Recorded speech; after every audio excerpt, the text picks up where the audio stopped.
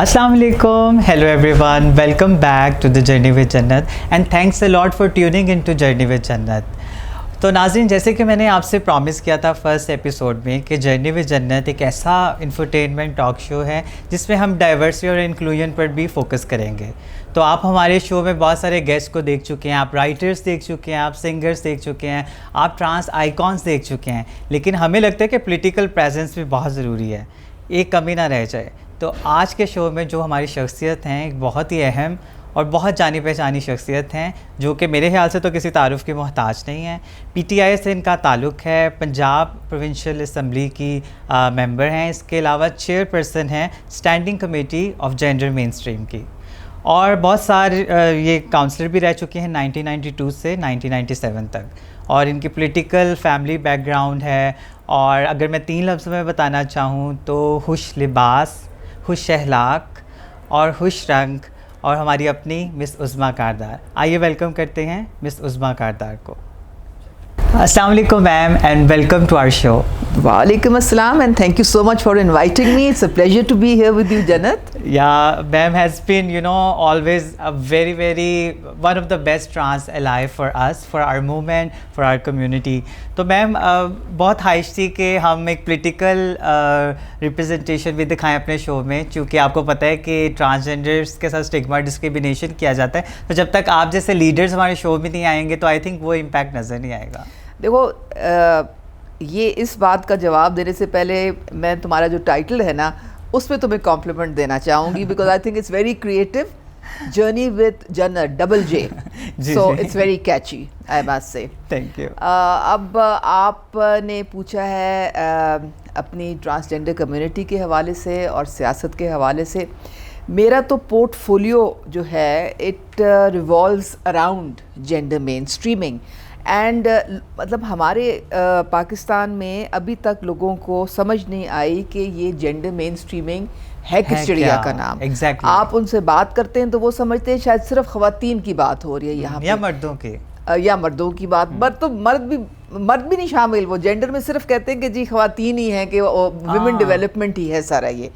लेकिन असल में ये it is equal opportunity for everybody, yes, whether they are male, whether they are female, and whether they are transgenders, whether they are people with special abilities. Agree. तो ये सारे जो fundamental rights आपका जो कॉन्स्टिट्यूशन आपको देता है, हर पाकिस्तानी, जो हर शहरी को उनको इंश्योर करना, उसे कहते हैं जेंडर मेन स्ट्रीमिंग। और जहाँ पे भी आप इम्बैलेंस देखते हैं, चाहे वो ख़वातीन के हवाले से हो, मर्दों के हवाले से हो, या ट्रांसजेंडर्स के, उस इम्बैलेंस को दूर करना और इक्वल अपॉर्चुनिटी देना, so that you don't leave anybody behind, so nobody is left behind. Absolutely, तुम्हें पता ही है, this is the main, I think this is the best start के बहुत सारे लोगों को पता ही नहीं था, इवन कि आपको पता है कि हमारी कम्युनिटी में भी लिटरेसी रेट इतना ज़्यादा हाई नहीं है, और चलें जो एजुकेटेड भी हैं उनको भी नहीं पता था, जैसे कि आपने बेस्ट एग्जांपल दे दिया है। बहुत सारे पॉलिटिकल पार्टीज़ के इस तरह के भी लोग हैं जिनसे बात करें जेंडर मेन स्ट्रीम के, तो वो ट्रांसजेंडर्स को बहुत आराम से इग्नोर कर देते हैं और पूरी पॉलिसीज़ और पूरे प्लान और स्ट्रेटेजिक डिसीजंस ले लेते हैं, जिसकी वजह से वी आर लेफ्ट बिहाइंड। तो आज आपके आने से बहुत सारे लोगों को एक बड़ा पॉजिटिव मैसेज मिलने वाला है। तो हम स्टार्ट करते हैं अपने फर्स्ट सेगमेंट से, जिसका नाम है मेरी कहानी मेरी ज़ुबानी। तुम्हारी कहानी की मेरी? इस सेगमेंट का नाम है कहानी तो आपकी होगी, लेकिन आपकी जुबानी, लेकिन थोड़े से उसमें एक कैरेक्टर तुम भी हो। जी बिल्कुल बिल्कुल, I am so happy and privileged कि मैं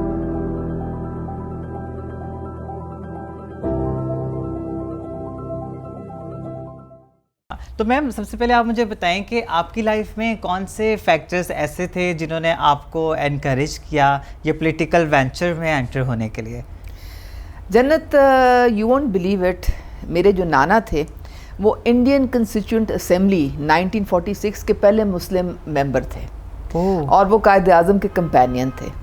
सो ये जो पॉलिटिकल स्ट्रीक है, it runs in our family. फिर उसके बाद मेरी जो वालदा के जो मामू थे वो पहले पंजाब के फाइनेंस मिनिस्टर थे, एंड देन माई ओन मामू was a minister in people's party. और मुझे याद है, मैं I think I was about 10 years old, तो उनके जब जलसे जुलूस होते थे, जब वो इलेक्शन की गहमा गहमी होती थी, तो सारी फैमिली वहाँ पे ना फैसलाबाद, उस वक्त लायलपुर, वहाँ जाते थे। अच्छा। तो मुझे उन्होंने 10-12 साल की उम्र में स्टेज मैनेजर बना दिया। उनको पता था कि इसको शौक बड़ा है। इतनी कम एज में, मतलब आप ट्रस्ट भी करते थे कि वो यू कैन डू इट। हाँ, बिकॉज देखो ना, माइक देख के तो हमें डबल एनर्जी आ जाती है हमारे में, या कैमरा को देख के हम और ज्यादा जो है ना जबरदस्त लाइव हो जाते हैं। तो मुझे याद है तिलावत करनी, और फिर उसके बाद वहाँ पे वो सारा मैं माहौल देखती थी, तो it use to really fascinate me. लेकिन हुआ यूं, आपको पता है ना किस्मत इंसान को किधर से किधर ले जाती है। My husband belongs to the army. अब आर्मी में जब शादी हुई तो वो तो नकू ठप्पा गया जिसे कहते हैं कि फौज में तो आप सियासत बिल्कुल से दूर रहना पड़ता है आपको। So for a very very long time I was away from the political scene. लेकिन but you had something in your that passion was there. Passion was there, but you was waiting for the right time. It was being stifled actually. Oh, that's great. वो मेरा मियाँ तो कहता था कि मैं तुम्हारी वजह से हर वक्त किसी I'm in some kind of trouble क्योंकि वहाँ पेशावर में हमारी पोस्टिंग थी, तो I went, मैंने कहा चलो नेबर्स से मिल के आती हूँ। तो वहाँ पे 2 अफगान डॉक्टर्स थी, उनके डच डॉक्टर्स, तो उनसे जाके मैंने गपशप लगानी शुरू कर दी, और मैंने उनसे पूछा कि आप अफगान रेफ्यूजीज़ के साथ किस तरह से काम कर रहे हैं और क्या आपका इस तरह। एनीवे, वो after that social call I came back. अब घर में पहुंची, दरवाज़ा खोला तो जनाब माय हस्बैंड, कहाँ गई थी तुम? मैंने कहा मैं कहीं नहीं गई थी, मैं यहाँ 2 डच डॉक्टर साथ, वो उनके ISI के कैप्टन खड़े हुए थे, वो पता चला मेरी रिपोर्ट हो गई है। Oh my God. तो एक तो आपका फैक्टर जो सा मुझे लगा है बातों से कि आपका एक फैमिली से जो एक सीरीज चलती आ रही है पॉलिटिकल एंगेजमेंट, एक तो वो था, दूसरा आप में एक पैशन था खुद से, इंटरेस्ट, और तीसरी कौन सी ऐसी चीज़ थी? फिर उसके बाद एनवायरनमेंट भी फाइनली मिल गई, because my husband took early retirement from the army, और हम लाहौर में आके सेटल हो गए। तो यहाँ पे फिर ग्रास रूट लेवल से हमने एक्चुअल सियासत शुरू की। और पहले तो मॉडल टाउन सोसाइटी जो थी उसको हमने दोबारा कोऑपरेटिव सोसाइटी में फ्री, मतलब उसको सड़कों पे निकल के DC वगैरह के कंट्रोल से निकलवा के, that was the first movement. वो देख लें, मतलब बहुत सारे लोगों को अभी तक ये नहीं पता होगा ये फर्स्ट मूवमेंट आपने स्टार्ट की हुई है। जी बिल्कुल। और फिर उसके बाद जो हमारे MNA और MPA थे हमारे एरियाज़ के, उनके साथ हमने फिर इलेक्शन कैंपेन में हिस्सा लेना शुरू किया। दैट इज़ द टाइम जब मेन स्ट्रीम सियासत में। अच्छा। और फिर उसके बाद वो काउंसलर में 2 दफ़ा जब जैसे मैं ऊपर से नहीं आई, मैं नीचे से आई हूँ। क्योंकि देखें, जब भी आपका जिक्र आता है तो मतलब ये ज़रूर कहा जाता है कि आपने ग्रास रूट लेवल से स्टार्ट किया, और आपकी जो स्टेप्स हैं वो बहुत, मतलब आपने बहुत बेसिक से स्टार्ट करते हुए फिर आप मूव स्टेप बाय स्टेप सारे तकरीबन मैंने। लेकिन एक चीज़ तुम हैरान होगी कि शायद तुम्हें भी नहीं मालूम कि I am basically by profession an educationist. Oh. Did you know that? No, I didn't know that. I have 30 years. I know that you have done BA in maybe. No, I've done my master's, but I have taught professionally in schools for 30 years. Oh, that's great. That's why you have that charismatic personality, No, नहीं, charismatic तो पता नहीं है कि नहीं है, लेकिन I feel young because I've been interacting with a lot of young people. मतलब यूथ के साथ जब आप दिन रात आप इंटरेक्ट करते हैं तो आपका माइंड भी फ्रेश रहता है। और फिर जो एजेंडा भी पॉलिटिकल पार्टी का वैसा हो जाए तो फिर तो सोने पे सुहागा हो गया। तो पता है, मुझे तो खान साहब के पास, प्राइम मिनिस्टर के पास लाने वाले मेरे स्टूडेंट्स थे। देखा आज ये कहानी, इसलिए मुझे ये सेगमेंट और लोगों को भी पसंद आता है कि एक नए अंदाज से कहानी आती है। मैम, आप ये बताएं कि जो करंट फीमेल जो पॉलिटिशियंस हैं उनमें से आपकी आइडियल कौन सी है जो करंट मतलब हैं? आप पाकिस्तान की बात कर रही हैं? पाकिस्तान की। आई थिंक कि हमारी बड़ी वो चंदी जो थी आबदा, उनको मैं बड़ा एडमायर करती हूँ। अच्छा। एंड मैं बेनज़ीर को भी एडमायर करती हूँ। Being a woman, she was the first prime minister, और एक मुसलमान कंट्री, यानी कि आज तक अमेरिका का कोई खातून नहीं बनी प्रेसिडेंट, और हमारी प्राइम मिनिस्टर थी। तो ये सारे जो लोग हैं इनको और फातिमा जिन्ना। लेकिन करंट अगर देखा जाए, जो करंटली करंट में अब मैं अगर अपनी पार्टी का नाम नहीं लूंगी तो फिर तुम चाहती हो कि मैं फिर पॉलिटिकल आंसर चाहती हो कि फिर मेरी अकाउंटेबिलिटी टाइम हो जाए। नहीं, आप बड़ी ऑनेस्ट लीडर हैं, बड़ी एग्जांपल और कहा जाता है आपके बारे में। आई पर्सनली लाइक शेरी रहमान, क्योंकि मैंने देखा है कि वो बड़ी एक स्टेबल और सीजनड किस्म की वो पॉलिटिशियन है, और बड़े वो वक्त पे सही किस्म की वो स्टेटमेंट्स देते हैं, राइट स्टेप और राइट। भले से वो मेरी पार्टी की नहीं है, लेकिन I think she has a world of experience behind her. This is the example of being honest and being encouraging and motivating. It doesn't matter कि if your ideal person belongs to other party, but ma'am ये आपकी बात से बहुत सारे लोगों को politicians को एक नया मैसेज भी मिलने वाला शो से। अच्छा, आप हमारी अपनी देखें जो पीटीआई है उनका तो फ्रंट फेस ही ख़वातीन और यूथ रहे हैं, और बहुत सारी बडिंग पॉलिटिशियंस हमारी जो असेंबली में इस वक्त पीटीआई की जो ख़वातीन पॉलिटिशियंस हैं वो उनको पहला कभी इस तरह से तजर्बा नहीं रहा, तो they are all in the learning stage. अभी वो सारी सीख रही हैं और they are doing a great job, क्योंकि नेशनल असेंबली में भी प्रोविंशियल असेंबली में ज़्यादा बिजनेस जो है वो हमारी ख़वातीन पार्लियामेंटेरियंस की तरफ से। आई थिंक हर किसी की लाइफ एक लर्निंग फेज है, इट्स नेवर एंडिंग जॉब। तो मैम, मेरी कहानी मेरी ज़ुबानी में एक और आपकी कहानी हम जानना चाहेंगे कि बहुत सारे लोगों को लगता है कि अगर आप फीमेल पॉलिटिशियन हैं तो it's very difficult to balance personal life and political life. So how do you manage your both lifes actually? Jannat बिल्कुल सही कहते हैं वो, बहुत मुश्किल है, क्योंकि सियासत एक ऐसी चीज़ है उसका कोई टाइम नहीं होता। 24/7 आप जो है ना वो आपको घर से बाहर भी रहना पड़ सकता है। जॉब तो होती है ना, सुबह गई शाम को आ गए, तो आपको पता है हम तो धरने में 4 महीने हम तो बाहर सड़कों में बैठे रहे थे, हमारे घर वालों ने राइट ऑफ हमें कर दिया था। तो आई फील कि जब तक आपको फैमिली की सपोर्ट ना हो आप सियासत नहीं कर सकते। सबसे ज़्यादा किसकी सपोर्ट थी फैमिली में? हस्बैंड की होनी चाहिए। और हस्बैंड हाउ आई जॉइन, क्योंकि पहले मेरे हस्बैंड ने सियासत ज्वाइन की थी जब वो रिटायर हुए थे आर्मी से, और मैंने ये देखा कि कभी घर में नज़र ही नहीं आते, तो मैंने फिर सोचा कि if you can't win them you join them. आपने उनको फिर हमने इकट्ठे एक को सिलसिला शुरू किया। आपने कहा कि मैं भी ज़रा टफ टाइम दे दूं कि मैं भी ज़रा हाँ बिजी हो जाती हूँ, और अब बल्कि मैं ज़्यादा मेन स्ट्रीम में हूँ और वो थोड़ा सा इस वक्त सैरें ज़्यादा कर रहे होते हैं, विमेन एम्पावरमेंट। लेकिन सबसे मुश्किल काम होता है छोटे बच्चों के साथ जो ख़वातीन आती हैं सियासत में, वो बहुत मुश्किल है।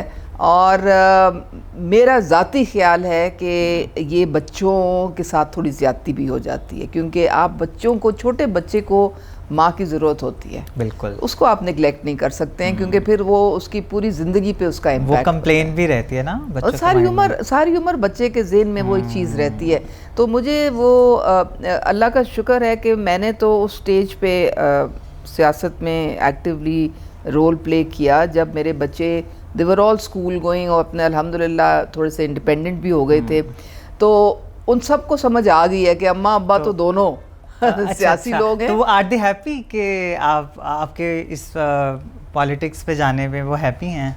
हाँ, वो they've come to terms with it, अब वो ठीक हैं, खुश हैं, पहले नहीं, लेकिन उनमें से किसी में कोई इतनी सियासी स्ट्रीक नहीं है, वो अपने अपने अलग प्रोफेशनल लाइफ में बिजी हैं। तो इसलिए वो मेरे ख्याल में मैं इस मामले में लकी हूँ कि मुझे हर तरफ से सपोर्ट है। तो घर में मिस उज़्मा कारदार कैसी हैं? यहाँ पे तो हमें माशाल्लाह हर टाइम एक्टिव नज़र आती हैं, तो घर में कैसी हैं? एक थोड़ी सी डिफरेंट लोगों को भी ज़रा मिस उज़्मा कारदार की लाइफ के बारे में पता चलना चाहिए। घर में देखिए, एक तो मुझे एस्थेटिक्स सेंस मेरा बड़ा क्यूट है, तो मुझे घर का इंटीरियर डेकोरेट करने का बहुत शौक है। अपने घर में अब जगह नहीं रही तो अब अपने बच्चों के घरों में जाके तो उनको मोटिवेट करती हूँ। फिर मुझे चूँकि मैं एक पॉलिटिकल मीडिया स्पोक्सपर्सन भी हूँ, तो I have to keep myself updated. मुझे बहुत रीडिंग करनी पड़ती है, करंट अफेयर्स के मुतालिक मुझे हर वक्त एक अपडेट चाहिए, बहुत ज़रूरी है। तो उसके लिए फिर आपको you have to study a lot, आपको फैक्ट्स एंड फिगर्स बहुत आपके फिंगर टिप्स पे होने चाहिए।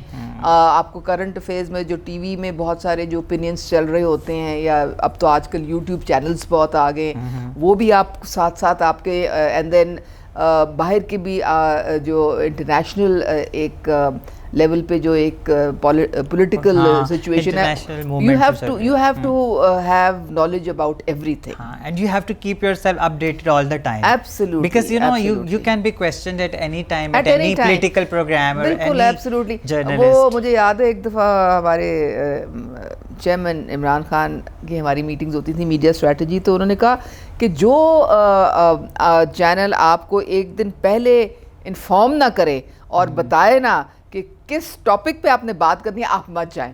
तो मेरी हंसी छूट पड़ी। मैंने कहा जी हम तो जब बैठ जाते हैं, हमारे तो जब माइक लग जाते हैं, हमें फिर भी पता नहीं होता कौन से टॉपिक पे हमने बात करनी है।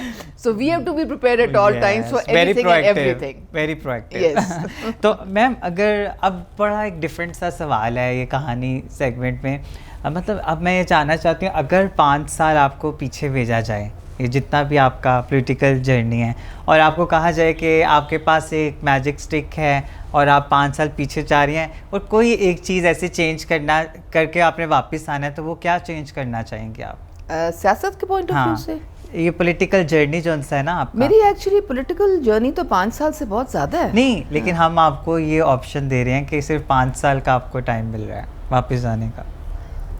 जी मेरे ख्याल में कुछ मैं फ़ील ये करती हूँ कि 5 साल भी नहीं, मुझे उससे भी अगर पहले होता तो आजकल मैं यूथ को देखती हूँ, उनको दे आर वेरी अवेयर, उनको बड़ा पता है। वो यूथ डेलीगेट्स हैं, वो सारे इंटरनेशनल कॉन्फ्रेंसेस में जाते हैं और उनका एक एक्सपोजर होता है, पूरी काउंसिल है, पूरा एक्सपोजर होता है।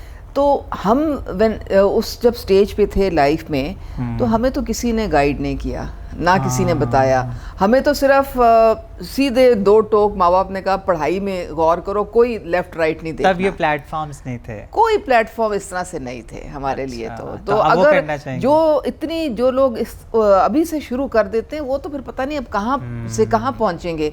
तो मेरे ख्याल में अगर मुझे बहुत पहले पार्लियामेंट का हिस्सा बन जाना चाहिए था, जो मेरी स्ट्रगल थी। लेकिन हर चीज़ का चूँकि एक वक़्त होता है, एक किस्मत की भी बात होती है, जब एक चीज़ को होना होता है वो तभी होती है। हालांकि मेरी रिज़र्व लिस्ट पे मेरा 2 दफ़ा पहले नाम आ चुका है, लेकिन हमारी पार्टीज़ को उतनी सीट्स नहीं मिलती थी, तो आपको पता है रिज़र्व लिस्ट में तो फिर वो आप नंबर वाइज ही चलते हैं। तो ये बड़ा ज़बरदस्त आपने आंसर दिया है और मुझे तो बहुत मज़ा आया आपके साथ, मेरी कहानी मेरी ज़ुबानी हो, और सिर्फ सवाल ही नहीं पूछे, मुझे बहुत ज़्यादा लर्निंग अपॉर्चुनिटीज़ भी मिली हैं अपने इस पर्टिकुलर गेस्ट के साथ इस सेगमेंट में। तो यहाँ पर ख़त्म होता है हमारा फर्स्ट सेगमेंट, मेरी कहानी मेरी ज़ुबानी। आइए चलते हैं नेक्स्ट सेगमेंट की तरफ। तो फ्रेंड्स अब टाइम स्टार्ट होता है हमारे नेक्स्ट सेगमेंट का, जिसका नाम है फन टाइम। तो ma'am are you ready for our segment fun time? Jannat fun time for you, मेरे लिए नहीं। नो मैम, जिंदगी में फन ना हो तो you know we should keep balance all department, तो यू नो एक अच्छे तरीके से फन भी होना चाहिए। तो मैम इसमें हमारे पास फन टाइम में डिफरेंट ऑप्शंस हैं।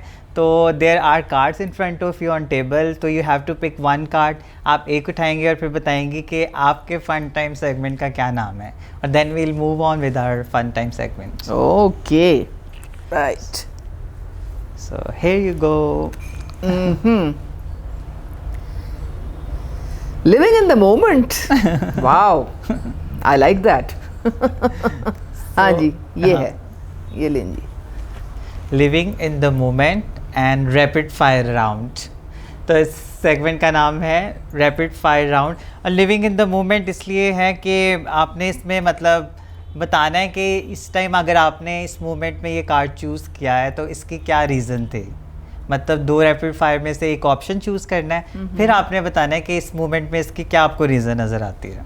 अच्छा, चलो, यू नो, ओके। तो let's move. First option is PMLN और पाकिस्तान पीपल्स पार्टी, दोनों में से एक चूज़ करनी है और फिर रीज़न भी बतानी है। Peoples Party, I think. And reason why? Reason ये है कि आई फील कि इनकी एक बड़ी प्रोग्रेसिव माइंडेड अप्रोच है पार्टी की, और इनकी जो ख़वातीन हैं, चूँकि इनकी अपनी प्राइम मिनिस्टर भी एक ख़ातून रही हुई हैं, तो मेरे ख्याल में ख़वातीन को बड़ा अच्छा एक ड्यू रिस्पेक्ट मिलता है पार्टी में। बहुत आपने मज़े का आंसर किया है। अच्छा, next option is Jio TV और दुनिया news. I like Jio. Jio, and why? देखें, अब हमने मीडिया पे जाके ना तो अपनी पार्टी को रिप्रेजेंट करना होता है। जियो जो है, कहा जाता है कि वो पीटीआई के खिलाफ है, यही परसेप्शन है ना। दुनिया का मुझे नहीं पता वो किसके साथ है, वो आज तक नहीं पता चला किसके साथ है वो। लेकिन जियो का तो ये, मैं इसलिए जियो को देखती हूँ क्योंकि हमें रिबटल के लिए ज़्यादा मजबूत जो है ना वो आर्ग्यूमेंट्स मिलती हैं। क्योंकि आप अपनी एक जिसमें कोई क्रिटिसिज्म ना हो, अगर आप वही चीज़ देखते रहेंगे ना, आपको समझ ही नहीं आएगा कि आपके इर्द गिर्द हो क्या रहा है उस वक्त। एग्जैक्टली, चैलेंजिंग भी नहीं है। हाँ, नहीं तो फिर आपको अगर काउंटर करना है उस चीज़ को, then you have to face, then you should know what's happening so that you can counter it well. Okay, for the counter. Okay, that's a very smart answer by the way. अच्छा, next question बहुत मज़े का है। Next options हैं कि हमारे पास 2 options है, आपने चूज़ करनी है 1 पर्सनैलिटी और फिर बताना है कि उसकी क्या रीज़न है। फरदौस आशिकवान या शीरी मज़ारी? श्री मज़ारी। And why? नहीं, बड़ी आसान इसकी तो रीज़न है कि देखें, श्री मज़ारी जो हैं वो पुरानी पीटीआई की हैं। और मैंने पीटीआई को ज्वाइन की तकरीबन, अब आप सोचें कि 10 साल तो हो गए। तो मैं जब से पीटीआई में आई हूँ, मेरा ज़्यादा जो कम्युनिकेशन है वो श्री मज़ारी के साथ रहा है। नहीं, तो आपने इस वजह से तो नहीं चूज़ किया कि आप दोनों सेम मतलब जमात से हैं, तो इस वजह से? कौन दोनों से? आप पीटीआई से मतलब? नहीं, Firdous Ashiq Awan, she is a very nice lady, लेकिन वो बहुत बाद में आई हैं। अच्छा, वो तो बहुत, मैं तो उनको जानती भी नहीं थी ना। अच्छा, पहले से हैं, इस वजह से एक्सपीरियंस्ड हैं। नहीं, जाहिर है हमारा, जब देखें, जब पार्टी पावर में आ जाती है ना तो आपका इंटरेक्शन उतना ज़्यादा नहीं रहता। लेकिन पावर से पहले जब आपकी एक स्ट्रगल मूवमेंट चल रही होती है ना, तो उसमें तो आप हर एक से 1 to 1 मिल रहे होते हैं। आपकी एक बड़ी क्लोज रिलेशनशिप होती है सारी लीडरशिप के साथ। तो इसलिए श्री मज़ारी हैं, मुनज़्ज़ा हसन, ये सब हम इकट्ठे मिलके तो सारा। और फिर शीरीन तो बड़ा फाइट करती थी ना वो जेंडर इक्वालिटी के लिए कि ये क्या है, आपने अपनी कोर कमिटी में कोई खातून ही नहीं रखी हुई है। तो हम उनको बड़ा जनाब सपोर्ट करते थे, और ह्यूमन राइट्स की भी वो। और तो इसी, दैट्स द ओनली रीजन, क्योंकि I know her for a much longer time. Okay, that's a nice answer. अच्छा, नेक्स्ट बड़ा मज़े की ऑप्शन है जी, डांसिंग और singing, and why? Could you repeat this? Dancing or singing? Oh, anytime dancing. Oh, that's I great. love dancing. I wish we have a dance segment in fun time. Yeah, please, I'll join you anytime. और उसकी वजह ये है कि मैं ये feel करती हूँ कि डांस जो है वो बहुत लिबरेटिंग है। It liberates you. मतलब यू गिव, आपकी अपनी जो एनर्जी होती है पेंट अप, वो सारी। Without saying, you know, singing जो है ना, मुझे सिंगिंग का शौक बड़ा था, लेकिन वो जिसे कहते हैं ना, nip the evil in the bud, वो बचपन में किसी ने ट्रेनिंग ही नहीं हुई आवाज़ की, या किसी ने इनकरेज ही नहीं किया, इस वजह से उसको परस्यू, तो उसको परस्यू नहीं कर सके। वरना सिंगिंग भी बड़ी अच्छी चीज़ है। I really enjoy people listening to people. लेकिन जो मैं खुद कर सकती हूँ वो सिर्फ मैं डांस कर सकती हूँ। मैं खुद कथक डांसर हूँ, नहीं से अगर मैंने सिंगिंग की तो तुम सारे भाग जाओगे। मैं ये बता रही थी कि मैं खुद कथक डांसर हूँ। कथक भी बड़ा खूबसूरत डांस। और नाहिद सिद्दीकी जी बेटी उस्ताद हैं, और मैडम पन्ना और मैडम एमी। क्या बात है। तो मतलब मुझे तो लगता है कि डांस ये रूह की मतलब एक वो है, अज़ा की शायरी है। एब्सोल्युटली। बड़ा मज़ा आया ये मुझे आपका आंसर सुन के। लोग देखें कि ये पॉलिटिक्स इतनी ड्राई नहीं है, इसमें भी बहुत ज़्यादा वो एक डिफरेंट साइड भी है, you know, black and white के अलावा ग्रे एरिया भी है, उसको भी हमें एक्सप्लोर करना है। और मैम, 2 और बड़े मज़े के ऑप्शंस आगे आ रही हैं फ़न टाइम में, खट्टा या मीठा? Surprisingly mix of both. ना मैं खाली खट्टा ले सकती हूँ, ना मैं खाली मीठा ले सकती हूँ। अभी मैंने रात को ही गोलगप्पे खाए हैं और मैंने स्पेसिफिक इंस्ट्रक्शंस दी थी कि खट्टी मीठी मिक्स चटनी मुझे चाहिए। तो मुझे स्वीट एंड सार, ओके मज़े का आंसर। और मुझे तो बहुत मज़ा आया आपके साथ हर सेगमेंट में। अच्छा, रीमा या मीरा, किनको चूज़ करेंगे आप? कौन पहले, रीमा या Meera? Reema I think, because मैंने उसको, एक्ट्रेसेस दोनों अच्छी हैं, लेकिन चूँकि आपको पता है कि मैं बहुत इंटेलेक्चुअली इंक्लाइंड सारी उम्र एजुकेशन में, तो रीमा को मैंने 2-4 दफ़ा उसको सुना है। वो भी काफ़ी जो है ना मैच्योर थॉट प्रोसेस है उनकी, और she is very well aware about politics and social issues and you know, तो उनसे मेरे ख्याल में कंपैटिबिलिटी के पॉइंट ऑफ व्यू से ज़्यादा मैं एडमायर करती हूँ। मुझे भी ऑप्शन मिलती तो मैं भी रीमा चूज़ करती। अच्छा, ओके। और यही रीज़न होती। और नेटफ्लिक्स या यूट्यूब? नेटफ्लिक्स एंड यूट्यूब, दोनों में से कौन सा? देखिए बहुत दोनों फ़र्क हैं, इनको आप दोनों में से एक चूज़ करना हो। ऑरेंजेस और एप्पल्स की तरह ये इस तरह से। देखिए नेटफ्लिक्स मेरी ज़िंदगी में बड़ा रिसेंटली आया है। वो भी मेरे बच्चों ने इंट्रोड्यूस किया है मेरी से, अम्मी आप नेटफ्लिक्स, मैं तुम सारा दिन नेटफ्लिक्स में क्यों बैठे रहते हो? कि अम्मी हम आपको बताते हैं। तो उन्होंने वो सारा करा के वो सिस्टम स्मार्ट आपको ले आए या फिर इस ट्रैक पे? आप इस ट्रैक पे लेके आए।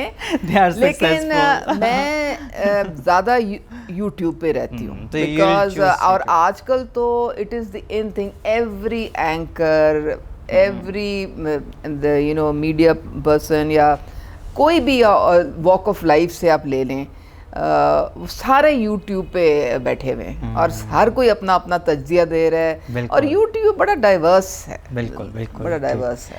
हाँ, अब तो बहुत मज़े का क्वेश्चन है। अच्छा, अब ये है कि 3 पॉलिटिकल पर्सनालिटीज़ हैं और आपने इन तीनों को एक एक सुपर पावर देनी है। तो मैं नाम लूँगी और आपने बताना है कि अगर आपको सुपर पावर देनी है, हाँ, कोई सुपर पावर आप दे सकती हैं, और मैं आपको नाम बताऊंगी और आपने बताना है कि आप उनको कौन कौन सी सुपर पावर देंगे। तो स्टार्ट करते हैं फर्स्ट नेम से, शेख रशीद साहब को। अगर आपको कोई सुपर पावर देना चाहें शेख रशीद साहब को, तो कौन सी देना? वो तो ऑलरेडी सुपर चार्ज्ड है। हमें उसको और कौन सी पावर देनी है? तो क्या बता, आप ऐसी पावर दें जिससे वो बैलेंस हो जाए, जो ओवर चार्जिंग है। उनको तो थोड़ा टोन डाउन करने वाली पावर देनी चाहिए। ठीक है। नहीं, मैं आई रियली इंजॉय, मुझे शेख रशीद की बातें बहुत पसंद है। मैं बहुत इंजॉय करती हूँ, बहुत इंजॉय करती हूँ। एंटरटेनिंग पॉलिटिशियंस हैं, बहुत दबंग है। और मौलाना फजल साहब को? उनको अल्लाह हिदायत दे, अपने स्टूडेंट्स को खुदा के लिए पढ़ने में लगाएं। ये जो सियासत के लिए जो यूज़ करते हैं वो ना करें। तो उनको यही पावर हम दे सकते हैं कि वो एजुकेशन की तरफ उनको ज़रा माइंड जो है ना उनके थोड़ा एक डाइवर्ट करें। ज़बरदस्त। और last but not the least, Bilawal Bhutto, उसको पावर क्या देनी है? हाँ, एक सुपर पावर देनी है आपने, क्या देंगी? Bilawal is a budding politician, तो I wish him all the best. और उसको मैं ये कहूँ, पावर क्या मैं दे सकती हूँ, बस ये पावर उसको होनी चाहिए कि वो अपनी फैमिली पे रिलाय ना करे, अपनी स्ट्रेंथ पे अपना एक पॉलिटिकल जो अपनी जो एक एंटिटी है ना उसको मनवाए। ये आई थिंक उसके लिए बहुत अच्छा होगा। ये वेरी स्ट्रॉन्ग मैसेज। तो मुझे तो बहुत मज़ा आया, आई होप आपको भी मज़ा आया होगा। थोड़ा सा तंग तो नहीं किया फन टाइम? अब 2-4 अगर मैं भी पूछ लेती तो मुझे ज़्यादा मज़ा आता, ज़रा मैं भी मुझे लगता है ये सेकंड वर्जन भी होगा इस एपिसोड का, जिसमें मैम भी मेरे से क्वेश्चंस पूछेंगी। We will switch roles. तो Nazir, and then I will get even with you. लेकिन बहुत माशाल्लाह प्रोएक्टिव हैं और धड़ाधड़ जवाब आए हैं, कोई भी मुझे लगा नहीं कि जहाँ ब्रेक लियो। और यहाँ पे ख़त्म होता है हमारा फ़न टाइम। आइए चलते हैं नेक्स्ट सेगमेंट की तरफ। तो मैम अब टाइम होता है हमारे नेक्स्ट सेगमेंट का, और ये बड़ा इंटरेस्टिंग सेगमेंट है और सोसाइटी पर इसका बहुत ही एक गहरा असर पड़ रहा है, क्योंकि जो भी हमारे गेस्ट होते हैं वो एक ऐसा मैसेज देते हैं, एक स्टीरियोटिपिकल जो थॉट है, जो स्टीरियोटाइप्स सोसाइटी में एग्जिस्ट करते हैं उससे ब्रेक करने की कोशिश करते हैं। इसलिए सेगमेंट का नाम भी ब्रेक द स्टीरियोटाइप है। इसमें आपके सामने एक ब्लैंक पेपर पड़ा होगा और उसमें आपने कोई एक स्टीरियोटाइप लिखना होगा। तो आप चूँकि हमारे पॉलिटिकल लीडर हैं और मैं चाहूँगी कि आप इस तरह के स्टीरियोटाइप्स बताएं। पहले कोई तो आप ये बताएं कि 3 ऐसे कौन से बैरियर्स हैं जो कि फ़ीमेल पॉलिटिकल पार्टीज़ में जो आना चाहती हैं, पॉलिटिशियंस बनना चाहती हैं, उनको वो स्टॉप करते हैं। ऐसे कौन से बैरियर्स हैं जो एंट्री रोकते हैं उनकी कि फ़ीमेल जो उनसे है पॉलिटिक्स में ना आएँ? उनमें से फिर आप एक बताएं कि वो कौन सा, आप उनमें से 3 में से कौन सा एक ब्रेक करना चाहेंगे आप? ख़वातीन को अगर आप मुझे थोड़ा सा ये फ़र्क करने देती ना सवाल, तो वो ज़्यादा बेहतर हो जाता। सियासत से पहले आती है तालीम, और हमारे जो सबसे जो प्रॉब्लम है हमें जो पाकिस्तान में और हमारी सोसाइटी में, कि हम बच्चियों की जो तालीम है उसका जो बैरियर्स उसके सामने आते हैं ना, उनको हमने कैसे ब्रेक करना है। तालीम जब मिलेगी तो उसके बाद इस सियासत में एक वो रोल प्ले कर सकती है ना, वो अब उसके बाद वाली स्टेज आ जाती है। तो जो सबसे पहला जो स्टीरियोटिपिकल जो एक पैट्रियार्कल माइंडसेट है हमारी सोसाइटी में, वो ये है कि जी एक बच्ची की कम उम्र में शादी कर दी जाए, ठीक है। तो ये एक बैरियर है जिससे बच्ची की जितनी उसके ख्वाब होते हैं, उसकी मेंटल और फिज़िकल हेल्थ होती है और उसकी जो एजुकेशन होती है, वो सारी आप इफ़ेक्टिवली उसको आप ख़त्म कर देते हैं, ठीक है। बिल्कुल। तो ये पहला स्टीरियोटिपिकल जो एक एटीट्यूड है ना कि बच्चियों की कम उम्री में शादी करने का, उसको तो मैं सबसे पहले मैं आई वुड वांट कि उसको ख़त्म किया जाए। ठीक है। तो और दूसरे 2 कौन से आपको? एक एजुकेशन बताया है आपने कि एजुकेशन बैरियर है, बहुत सारे लोग पढ़ाते नहीं, तो वो पॉलिटिक्स में कैसे जाएंगी? वो फिर तो सियासत का तो बाद में बात आती है ना। हाँ बिल्कुल। लेकिन वैसे बहुत सारे पॉलिटिशियंस को मैं देखूं तो उनके पास डिग्रीज नहीं है, लेकिन उन्होंने फेक डिग्रीज भी लगाई होती है और वो पॉलिटिक्स में बहुत बड़ी बड़ी पोजीशंस पे बैठे हुए हैं। लेकिन आपने बहुत ज़रूरी कहा, तालीम बहुत दूसरे एक माइंडसेट है जो सियासत में कि जी ख़वातीन डायरेक्ट इलेक्शन लड़ के नहीं आ सकती हैं। ये माइंडसेट जो है ना, इसको चेंज करने की ज़रूरत है। और इसमें ख़वातीन को वो समझते हैं कि जी ये शायद सिर्फ डेस्क बजाने के लिए पार्लियामेंट में बैठी हुई हैं, क्योंकि जो अब जिस तरह हम रिज़र्व सीट से आते हैं ना, तो हमारी ओथ लेने के बाद कानून और आइन तो ये कहता है कि कोई फ़र्क नहीं है स्टेटस में, इलेक्टेड में और रिज़र्व में, लेकिन हमारी जो एक सोच या माइंडसेट है ना, वो ख़वातीन को उनका ड्यू नहीं देते।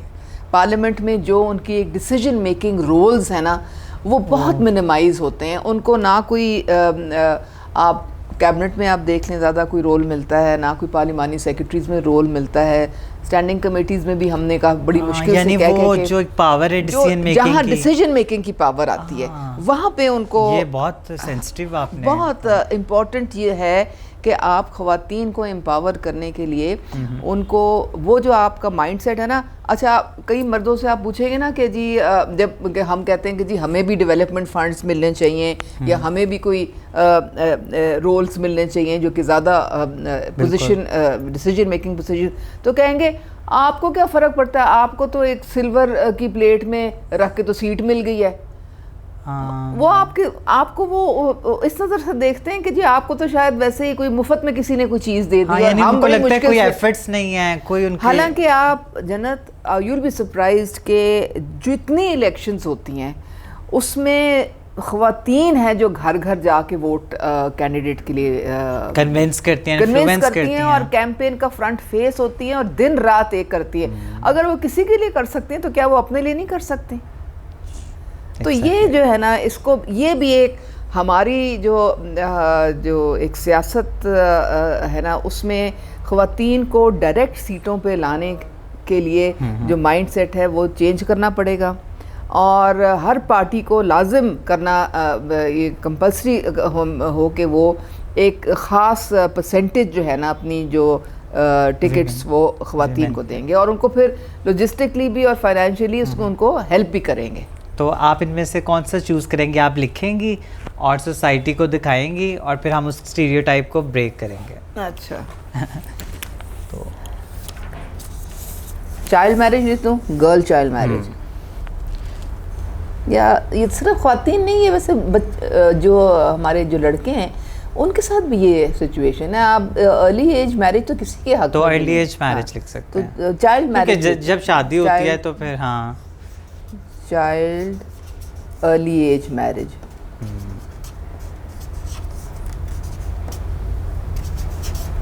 ये बहुत सेंसिटिव आपने स्टीरियोटाइप चूज़ किया है क्योंकि ये हमारी एक को रिवायत ही बन चुकी है हमारी। और ये इसकी रीज़न भी बताना बहुत ज़रूरी था जो कि आपने बहुत अच्छे से एक्सप्लेन किया है। तो मैम आप सोसाइटी को दिखाएं ये, और इसको आप फ्रंट पे दिखाएं। और अब हम नाज़रीन इसको स्टीरियोटाइप को हम चाहते हैं ब्रेक कर दिया जाए सोसाइटी से। सो हियर यू गो।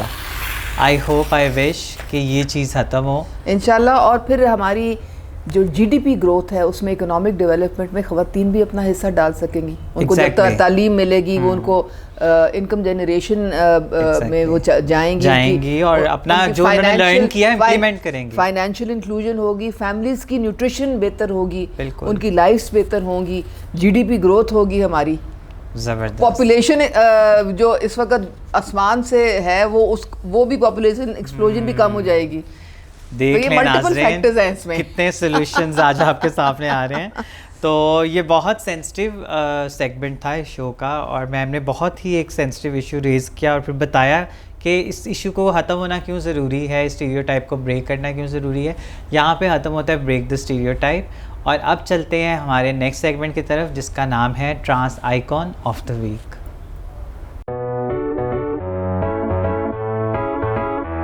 इस हफ्ते हम आपको आशी जान से मिलवाने जा रहे हैं। आशी जान का शुमार कम्युनिटी के सरकर्दा मेंबर्स में किया जाता है। आशी जी ने अपने एक्टिविज़म का आगाज़ 21 साल पहले किया और इस सफ़र में बेपनाह कामयाबियाँ समेटी।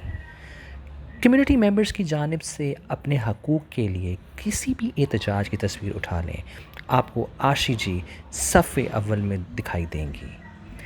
आपने पंजाब में अनगिनत जेंडर बेस्ड वायलेंस के वाक़यात के ख़िलाफ़ कम्युनिटी मेंबर्स को इंसाफ दिलवाने में बहुत अहम किरदार अदा किया। आशी जी की शख्सियत के अहम पहलू की बात करें तो वो इल्म सीखने और सिखाने पर भरपूर यकीन रखती हैं। एक अहम वोकेशनल ट्रेनिंग प्रोग्राम में उन्होंने 50 कम्युनिटी मेंबर्स को कामयाबी से सुपरवाइज़ किया। आशी जान ट्रांसजेंडर्स राइट एक्ट के पास होने पर बहुत फ़ख्र महसूस करती हैं और उसको अपनी ज़िंदगी की अहम कामयाबी में शुमार करती हैं। उन्होंने इस बिल को पास कराने के लिए ग्रास रूट लेवल पर कम्युनिटी मेंबर के साथ अनथक मेहनत की और इस बिल को कानून बनाया। आशी जान अपने एक्टिविज़म के अलावा बच्चों को दीनी तालीम भी देती हैं। जर्नी विद जन्नत में हम आशी जान को उनकी खिदमत के इतराफ़ में सलाम पेश करते हैं। Hello friends, so this is time for Chaski time, one of the best segment of our show जो लोगों को बहुत ज़्यादा पसंद आ रहा है और फीडबैक में भी चास्की टाइम के बारे में बहुत ज़्यादा डिस्कशन भी चलती है। तो मैम चास्की टाइम इज़ बेसिकली चाय टाइम जिसमें हम चाय पियेंगे और आपको पता है चाय पीते हुए तो बड़े मज़े की बातें, चटपटी बातें। तो मुझे तो चास्की वर्ड ही बड़ा पसंद आ रहा है। चास्की वर्ड ही बड़ा मज़े का। तो हम भी चाय पीते हैं, हमारी चाय भी रेडी है। चीयर्स। हम चाय पियेंगे और साथ साथ आपसे मज़े की हम गॉसिप्स करेंगे कि क्या चल रहा है। तो मैम सबसे पहले तो मुझे बताएं अपने बारे में कोई सी 3 चीज़ें जो लोगों को पता ही नहीं कि उज़्मा कारदार में हैं, जो लोगों को पता ही नहीं। ये तो बड़ा मुश्किल काम है भाई। वेल, मेरे ख्याल में I am an open book. लेकिन एक तो आपने पहले ही पूछ लिया कि मुझे डांसिंग का बड़ा शौक है, वैसे वो भी दुनिया को पता है। नहीं, वैसे मुझे तो नहीं पता था। दूसरा, मैं ट्रैवलिंग की बहुत शौकीन हूँ और मेरे ख्याल में एक लर्निंग एक्सपीरियंस होता है जब आप दुनिया घूमते हैं तो। लेकिन खैर ये ओपन सीक्रेट है, ये भी क्या चीज़ है जो किसी को पता नहीं है। ऐसी तरह चीज़ तो मतलब ऐसी उज़्मा कारदार के बारे में कोई डिफरेंट सी तुमने बात। बड़ी मुश्किल में मुझे डाल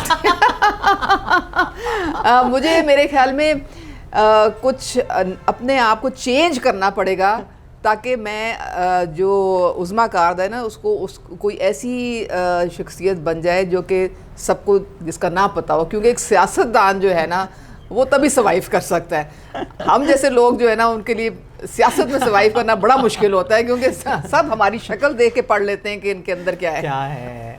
वैसे आपने 2 चीज़ें बताई हैं, अभी भी एक रहती है। ओह नो, कुछ बताएं, कुछ हटके, कोई डिफरेंट। ट्रैवल और डांसिंग, ये तो बड़े मज़े की दोनों।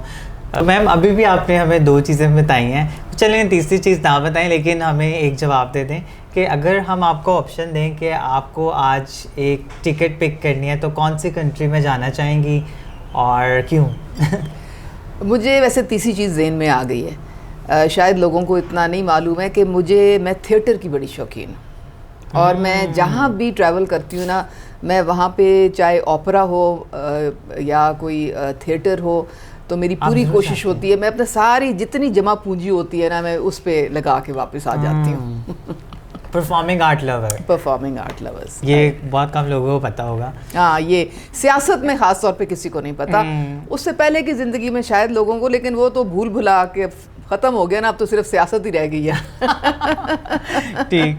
अच्छा, चास के टाइम में चूँकि हम गॉसिप्स भी करते हैं, तो कुछ ऐसा सियासी दंगल का आंखों देखा हाल बताएं, कोई एक सियासी दंगल। बड़े होते हैं, रोज़ होते हैं, बहुत ज़्यादा होते हैं, लेकिन आपका फेवरेट कौन सा? मतलब आपको जो सा दंगल याद हो, जो अनफॉरगेटेबल सियासी दंगल है, वो कोई? और देखें जी, हमें जब लॉकडाउन के लिए जब खान साहब ने कहा था तो उस वक़्त हमने बड़ा ज़बरदस्त सियासी दंगल था हमारे लिए, जेल भी गए और पुलिस की बैरिकेड्स जो हैं उनको भी रास्तों से हटाया और सियासी तौर पे अपने जो हरीफ हैं उनके साथ भी खूब हेड ऑन हमारी टक्कर भी हुई। तो वो लॉकडाउन बहुत बड़ा सियासी दंगल था हमारे लिए क्योंकि उसमें खान साहब ने कहा था हर हालत में बनी गाला पहुँचो, तो हर हालत में पहुंचने के लिए फिर हमें सर पे कफन बांध के घर से निकलना पड़ा था जी। तो ये देखें ना, ये वाली बातें जो CIA शो में आज पता चल रहे हैं लोगों को। अच्छा, अब ये बताएं, अगर आपको मैं पार्टी चेंज करने की ऑप्शन दूं और आपको जिस तरह आपने करनी है, तो आप कौन सी पार्टी में जाएंगे? देखिए, मैं पहले एक और पार्टी में हुआ करती थी क्योंकि मुझे सियासत में तकरीबन 25-30 साल हो गए। मुस्लिम लीग काफ में थे आप? मैं पहले जब मैं काउंसलर थी तो मैं नून लीग में थी, शहबाज शरीफ के साथ मैं काउंसलर थी, डिस्ट्रिक्ट लेवल काउंसलर। उसके बाद फिर मैं क्यू लीग में मैं आई थी। तो मेरे जो स्टूडेंट्स थे उन्होंने फिर मुझे कह के नहीं आपने इमरान खान के साथ, आपको पता है यूथ के लिए तो बड़े वो आइकॉन हैं, तो वो फिर मुझे यहाँ पे लेके आए। और अब मेरे ख्याल में मुझे जहाँ महसूस होगा कि मैं एक कॉज़ के लिए काम कर सकती हूँ, इस नेशन की कोई खिदमत कर सकती हूँ, वो कोई भी प्लेटफॉर्म हो, कोई भी पार्टी, कोई भी नहीं, पार्टी की बात नहीं है, प्लेटफॉर्म की बात है। जो आपको प्लेटफॉर्म दे, आपको जो प्लेटफॉर्म दे, चाहे अगर वो प्लेटफॉर्म आपको कहीं से नहीं मिल रहा हो और उसकी जगह आपको कहीं और भी कोशिश करनी पड़े, तो वो तो फिर जायज़ बात है। लेकिन उम्मीद है कि मैं अपनी ये जो मेरी पार्टी है, मैं इसी से इंशाल्लाह ताला दोबारा भी मुझे कौम की खिदमत करने का मौका मिलेगा। आपने बड़ा सियासी, बड़ा अच्छा भी जवाब दिया। अभी कुछ तो नाम भी नहीं लिया पार्टी का, कुछ तो क्रेडिट दे दो ना। नहीं, थैंक यू सो मच। अच्छा मैम, ये बताएं कि आपके, जिस तरह मैंने आपका तारुफ करवाया, मैंने बताया कि खुश अखलाक, खुश लिबास, तो आपकी ब्यूटी रेजीम क्या है, सीक्रेट्स क्या हैं? जब भी आपको देखें आप मतलब बिल्कुल वेल सेटल्ड और बड़ी प्यारी लगती हैं आप, और ये क्या राज है खूबसूरती का? देखें, ये आप इंटरेक्ट करें यंग लोगों से, ठीक है, और थिंक पॉजिटिव। अंदर जितना भी आपकी टर्बुलेंस है ना, एक तो आपका फेथ स्ट्रांग होना चाहिए। अल्लाह से लगाव बहुत ज़रूरी है, क्योंकि जब आप अल्लाह में ट्रस्ट करते हैं ना, तो फिर आपको दुनिया उस तरह से नेगेटिवली इफ़ेक्ट करना चाहे भी तो नहीं कर सकती है। So that is one reason. और दूसरा ये है कि आप अपना जो है अगर अच्छा लोगों के लिए सोचोगे, if you care for people, तो आई थिंक आपके अंदर भी एक फेस पे भी नजर आता है, फेस पे भी नजर आ जाएगा और आप ब्यूटीफुल लगते हैं। नहीं, लेकिन हाई मेंटेनेंस भी है वैसे, सिर्फ वो वजह नहीं है, और भी बड़े हमें वो कहते हैं त्वचा का राज, स्किन का नहीं, अब सारी बातें ना पूछो कुछ राज ही रहने दो। राज रहने दें। ठीक है जी, ये तो बड़ा मज़े का आंसर दिया। अच्छा, एक सिंगल नेशनल करिकुलम के बारे में बड़ी डिस्कशन हो रही है, स्टूडेंट्स बेचारे बड़े तंग आए हुए हैं, ये क्या चक्कर है, बड़े सुनने में आ रहा है। देखें, स्टूडेंट्स के तो हो गए थे मौज मेले, क्योंकि जब से कोविड आया है वो घर में बैठ के तो खूब पार्टियां कर रहे थे और आराम से खाना पीना चल रहा था, प्रॉब्लम नहीं थी, ना सुबह उठना पड़ रहा था, ना होमवर्क, ना कोई एग्ज़ाम। वो उनको ना आदत पड़ गई है। अब इतनी आदत पड़ी है कि उनको दोबारा उस रूटीन में आने के लिए ना वो अब उनको नए सिरे से अपने आप को डिसिप्लिन करना पड़ रहा है। वो उनको मुश्किल लग रहा है। कुछ जेन्युइन भी शिकायतें हैं। जेन्युइन ये है कि हमारे बहुत सारे गवर्नमेंट जो स्कूल्स हैं वहाँ पे ऑनलाइन क्लासेस इतनी सेटिस्फैक्ट्री नहीं थी, तो इसलिए जो मैट्रिक और इंटरमीडिएट के जो स्टूडेंट्स हैं वो ये समझते हैं कि जी हमारे कोर्सेज सही तरह से कवर नहीं हुए। लेकिन उसका भी अब इलाज हमने ये निकाला है कि कल ही जो मीटिंग हुई है कि आपको जो इम्तिहान दिया जाएगा वो बहुत आसान होगा, तो आप मेहरबानी करके अपनी किताबें खोल लें और अब टीवी बंद कर दें, बाहर फिरना घूमना बंद कर दें और फोकस करें अपनी पढ़ाई पे, क्योंकि पढ़ाई तो हर हाल में अब आपको करनी है। छुट्टियां ख़त्म, कोविड भी अल्हम्दुलिल्लाह अब ख़त्म हो जाएगा और छुट्टियां भी ख़त्म हो और जो सिंगल नेशनल मेरी अपनी, मैं आपको मिसाल देती हूँ कि मेरी जो एक ग्रैंड डॉटर है वो समझती है कि जुल्म हो रहा है कि उसको दोबारा स्कूल जाना पड़ेगा।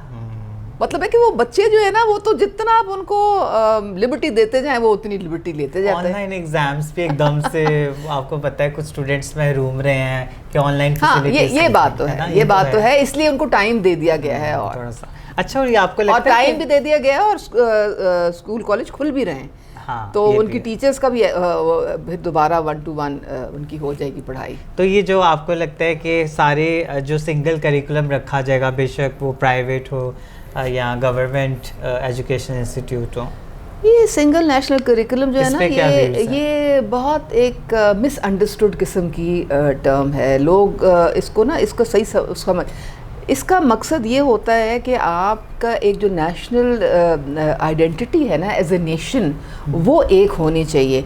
आपके मदरसे के बच्चे कुछ और पढ़ेंगे, आपके जो प्राइवेट स्कूल्स के कुछ और पढ़ेंगे, आपके गवर्नमेंट स्कूल्स के कुछ और पढ़ेंगे, तो वो आप एक कौम तो नहीं बन सकते हैं। इसमें ये नहीं किया जा रहा कि जी आपने बिल्कुल जो है वो इंग्लिश ख़त्म कर देनी है। इंग्लिश होएगी, बल्कि स्कूलों में यहाँ तक इजाज़त दे दी गई है कि अगर वो चाहें तो कोई सब्जेक्ट्स जैसा मैथ्स है, साइंस है, सोशल स्टडीज़ वगैरह वो पढ़ा सकते हैं इंग्लिश में। अच्छा, तो ये यानी ये एक मिसकंसेप्शन है, ऐसी बात कोई नहीं है। सिर्फ ये है कि जब अब मदरसे देखें, आप उनको मेन स्ट्रीम नहीं करना। वो देखें ना, उनको फिर आप अगर ना आप साइंस उनको पढ़ाएं, ना सोशल स्टडीज़ उनको पढ़ाएं, ना आप उनको लैंग्वेजेस सही तरह से पढ़ाएं, तो फिर तो वो तो इजी टारगेट बन जाएंगे लोगों के लिए। वो उनको फिर गलत रास्ते पे लेके चल पड़ेंगे। तो उनको भी आपने उसी at par with the rest of your education system. लेकिन इसमें ये थोड़ा सा आता है कि बहुत सारे लोगों ने ये भी ट्वीट भी किया हुआ था कि मतलब सब कुछ जो अपडेट टेक्नोलॉजी से रिलेटेड इन्फॉर्मेशन है, ये सारी चीज़ें, मतलब उस पर हम बैक में रह जाएंगे अगर वो हमें जो अपडेट नहीं करेंगे अकॉर्डिंग टू द स्टैंडर्ड और मैकेनिज्म एजुकेशन के। ये मैं ने खुद इसका चेक मैंने किया था और ये गलत इन्फॉर्मेशन है। ये गलत इन्फॉर्मेशन है। उन्होंने कहा था कि जी प्राइमरी लेवल पे तो वो ये कंप्यूटर वगैरह पढ़ा ही नहीं रहे हैं। ये बिल्कुल गलत है। ज़ाहिर है पहली 1-2 जमातों में तो नहीं है, लेकिन उसके बाद रेगुलर कंप्यूटर हैं बिल्कुल। तो चलें अब आपको ये श्योरिटी हो गई। बिल्कुल। अच्छा, इसके साथ एक बड़े मजे का सवाल है, तो आपने सही से बताना है। जब एक इंसान आप अभी तक मैंने तुम्हें चक्कर ही दिया हुआ है। नहीं, ये थोड़ा सा सवाल थोड़ा सा टेढ़ा सा है ना, ओके। तो इसलिए मैं कह रही हूँ। चलो मैं सीधा होके जवाब दूंगी इसका। मैं ये चाहती हूँ कि मतलब आप माशाल्लाह अभी से इतनी प्यारी लगती हैं, जब अपनी जवानी में होंगी और ज़्यादा खूबसूरत होंगी, बहुत सारे लोगों के दिलों में बिजलियाँ भी गिरती होंगी डेफिनेटली। तो लेकिन आपका भी तो कोई क्रश होगा, तो आपका फर्स्ट क्रश कौन था? फर्स्ट क्रश क्या ज़रूरी है बताना? फर्स्ट क्रश तो जाहिर बात है, first crush is first crush. First crush था, रात की बात गई, छोड़ो। कोई सेलिब्रिटी बता दें, कोई सेलिब्रिटी भी तो क्रश होती है ना। नहीं, मैं I am not star struck. मेरा ये इस तरह क्योंकि आप परफॉर्मिंग आर्ट्स पे वो रॉक हडसन मुझे बड़ा पसंद था। अच्छा। और लेकिन मैं उस तरह से नहीं थी कि मैं मूवीज़ के या स्क्रीन्स के कैरेक्टर्स। अच्छा, आप कौन सी जगह से था, बस ये बता दे कौन सी फील्ड से था क्रश? नाम नहीं पूछते। कॉलेज के ज़माने की बातें छोड़े भैया। ठीक है।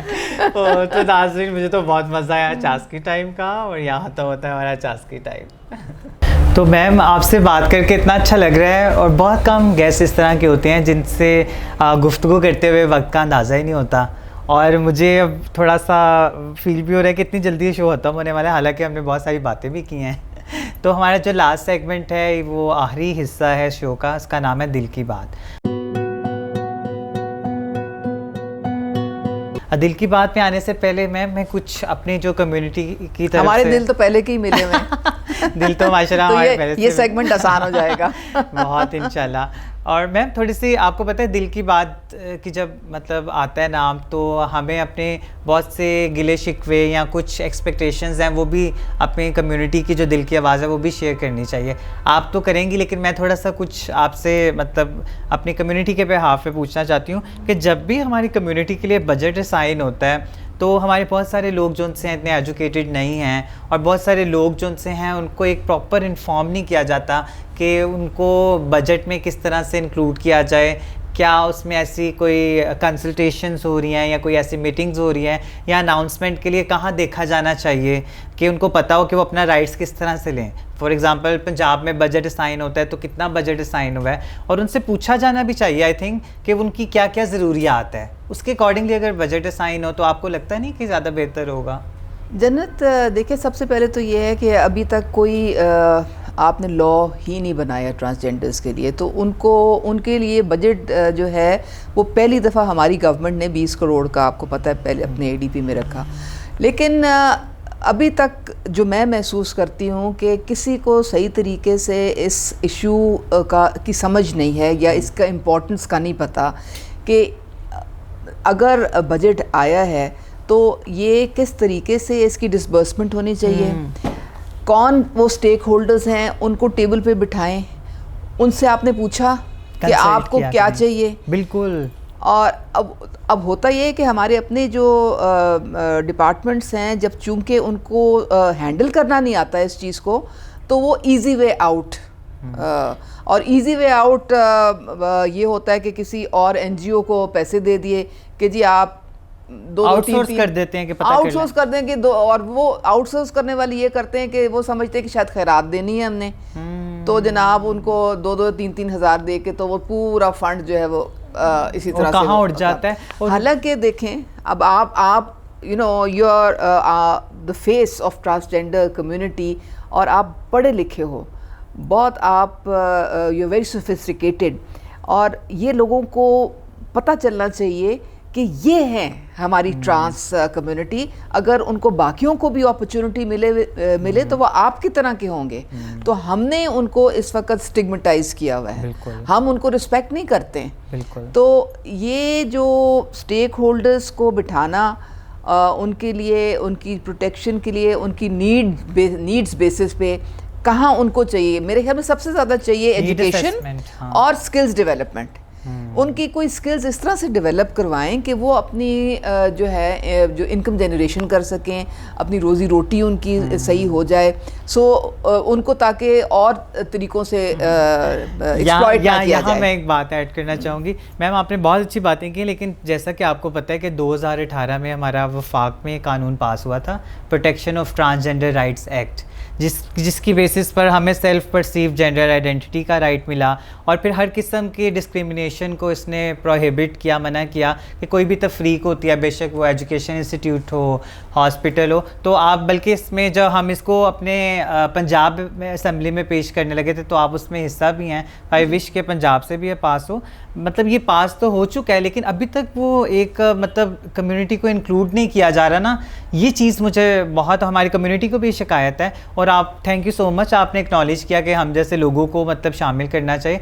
मैं उसके साथ साथ कहती हूँ कि हमारी ग्रास रूट लेवल जो कि बहुत ज़्यादा तादाद में जो पढ़े लिखे नहीं भी हैं, उन तक जिस तरह हमारे थ्रू आप पहुँच सकते हैं, क्योंकि हमें पता है हमारे कम्युनिटी ऑर्गेनाइजेशंस हैं और हमारी CBOs हैं, उनके थ्रू, हमारे कम्युनिटी लीडर्स हैं उनके थ्रू, लेकिन उन्हें शामिल ज़रूर होना चाहिए इस प्रोसेस में कि असल में वो चाहते क्या हैं। फिर उनको तरीक़ाकार भी समझाना, आई थिंक ये हक़ है कि उनको बताया जाए कि कौन कौन से सोर्सेज हैं, क्या मैकेनिज़्म है, कैसे आपने अपना वो बजट यूटिलाइज़ करना है, किन के पास जाना है। और अभी तक तो हम बेसिक चीज़ों से ही नहीं निकल रहे, मतलब रोटी, कपड़ा और मकान। आई थिंक बहुत सारे कम्युनिटी मेंबर्स अभी भी कैंप में और झुग्गियों में इस जगह पे रहते हैं और उनके पेट में खाना नहीं तो वो पढ़ेंगे कैसे, उनके पास छत नहीं तो वो स्कूल्स में कैसे जाएंगे। तो अभी भी बहुत सारे चैलेंजेस अभी भी कम्युनिटी को अगर देखा जाए तो बहुत ज़्यादा है। लेकिन एजुकेशन वाकई मैं मानती हूँ, लेकिन एजुकेशन के लिए भी एक प्री रेक्विजिट है, आपकी हेल्थ अच्छी होगी, पेट में खाना होगा, कोई छत होगी, वहाँ से आप आएंगे, तो आई थिंक वो ज़्यादा बेहतर इम्पैक्टफुल रिज़ल्ट निकलेगा।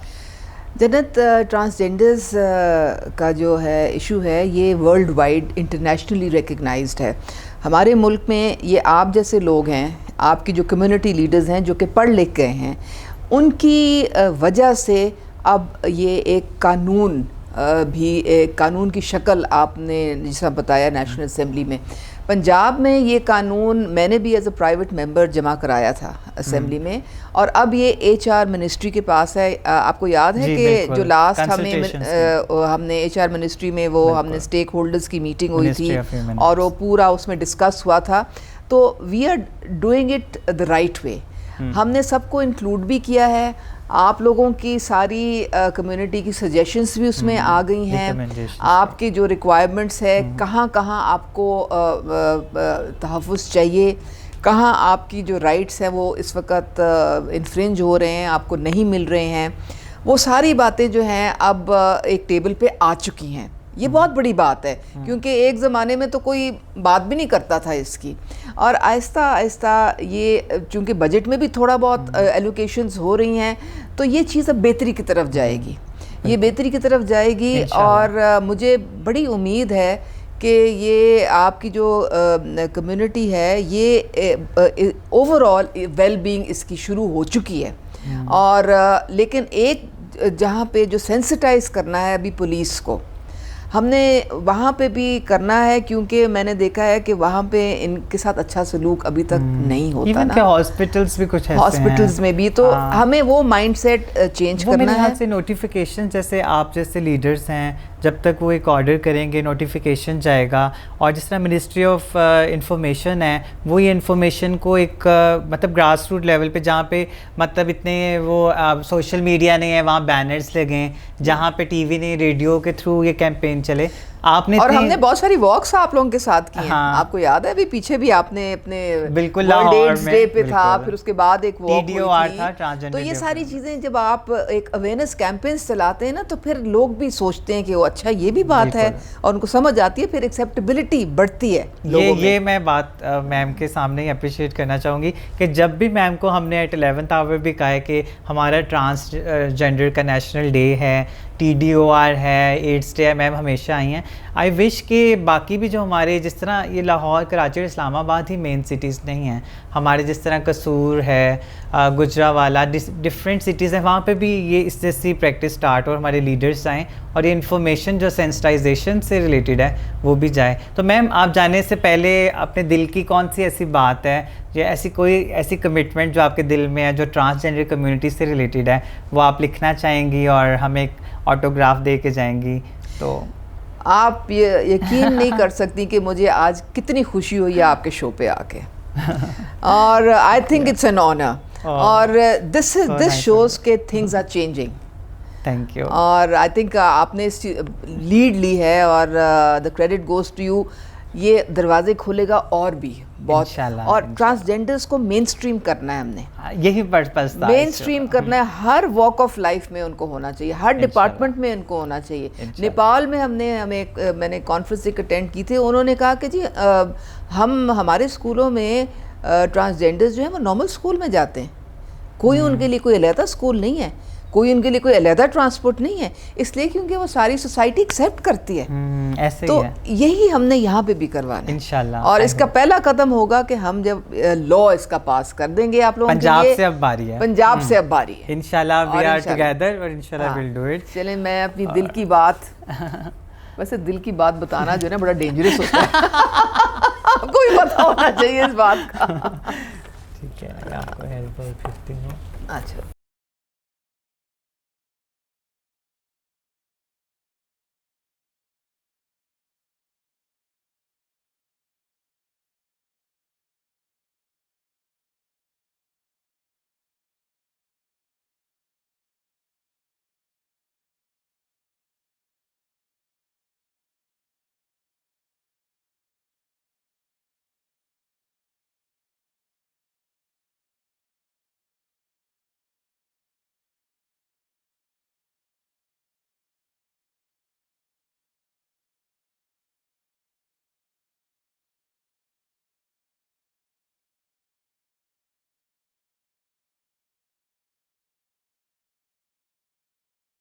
Thank you so much ma'am for showing such a positive message about inclusion.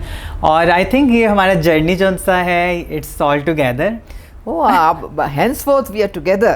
तो ये जर्नी अब इकट्ठी रहेगी। हाँ इंशाल्लाह। और ये शो की हद तक नहीं है, मैम हमेशा हमारे साथ इस जर्नी में शामिल हैं और इंशाल्लाह आगे भी रहेंगी। और मैं बहुत ज़्यादा खुश हूँ कि आप जैसी एक अहम शख्सियत, एक काबिल लीडर और पॉलिटिकल पर्सनालिटी इस शो में आई।